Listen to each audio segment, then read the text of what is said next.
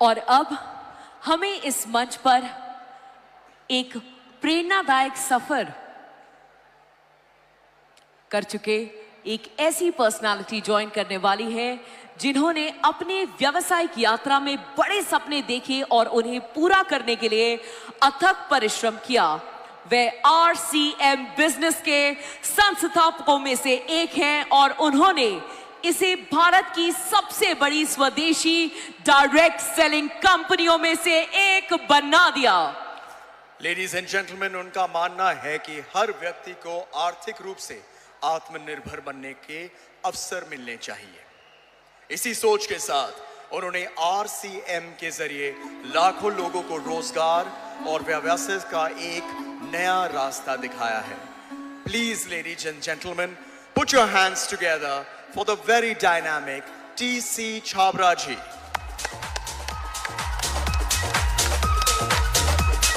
You can be louder. Show some respect please for this amazing man.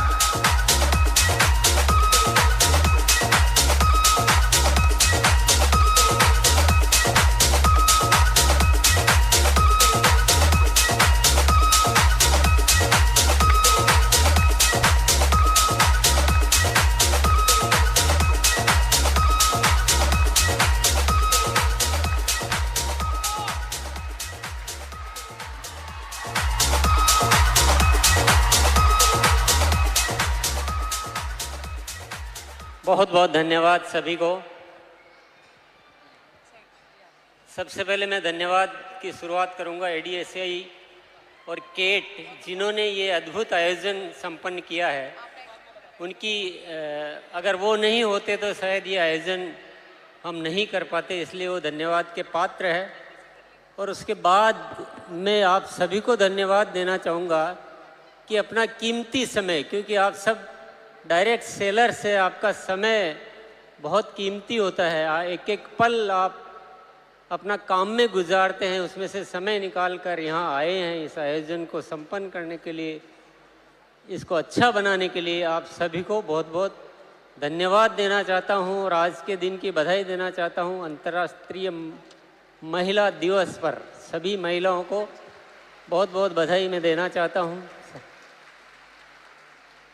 Direct selling industry, इसका अगर सही तरीके से मूल्यांकन किया जाए, ये एक ऐसी इंडस्ट्री है, अगर इस भारत का व्यापार 10% भी इस डायरेक्ट सेलिंग के माध्यम से कर लिया जाए तो ये देश पूरी दुनिया में सबसे विकसित देश हो सकता है।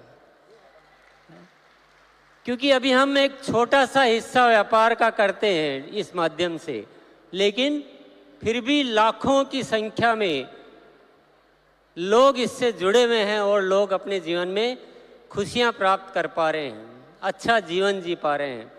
तो थोड़े से में ये हो सकता है, तो थोड़ा और अगर ज़्यादा हो जाए तो क्या हो सकता है।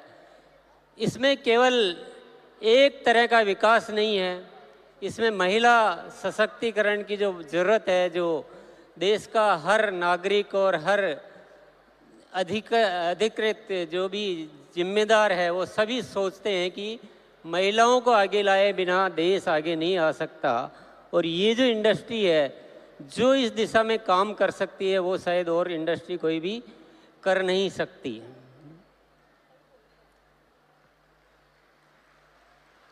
तो ये बहुत मायने रखता है, बहुत इम्पोर्टेंट है।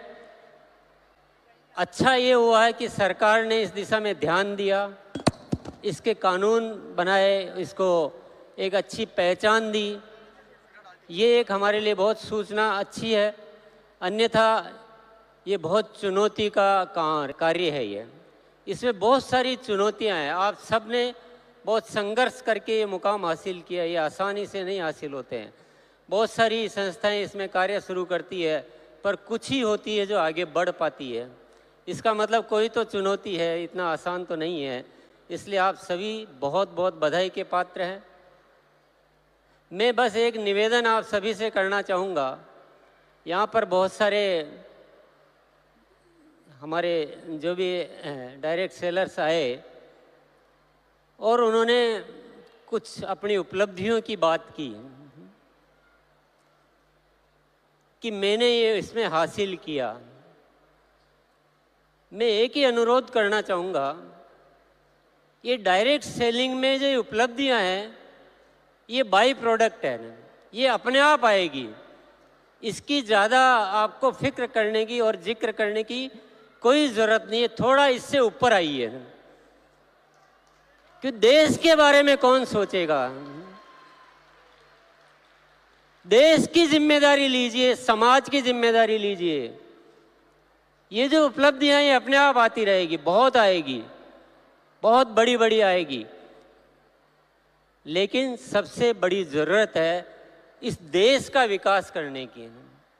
इस देश की बहुत सारी समस्याओं को हम अपने माध्यम से दूर करें, स्वास्थ्य को अच्छा करें, आपस के प्रेम भाईचारा को ठीक करें।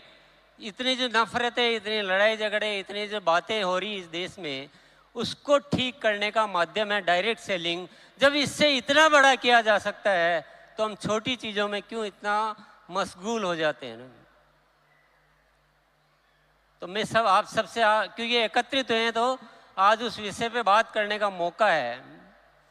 इससे सब कुछ किया जा सकता है। इससे शिक्षा को सुधारा जा सकता है, जीवन मूल्यों को सुधारा जा सकता है, आपस में प्रेम भाईचारा पैदा किया जा सकता है, मानसिक तौर पे हम मजबूत हो सकते हैं, हम खुशियां बढ़ा सकते हैं, जीवन से दुखों को दूर कर सकते हैं।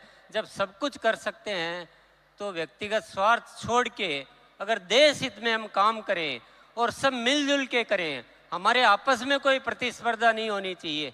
हमें प्रतिस्पर्धा है जो अभी डायरेक्ट सेलिंग को नहीं समझे हैं, उनसे प्रतिस्पर्धा है। आपस में प्रतिस्पर्धा करना ये बिल्कुल भी न तो ज़रूरत है न ये उचित है। हम सब मिलजुल कर एक ताकत बने और देश के लिए कुछ कार्य करें।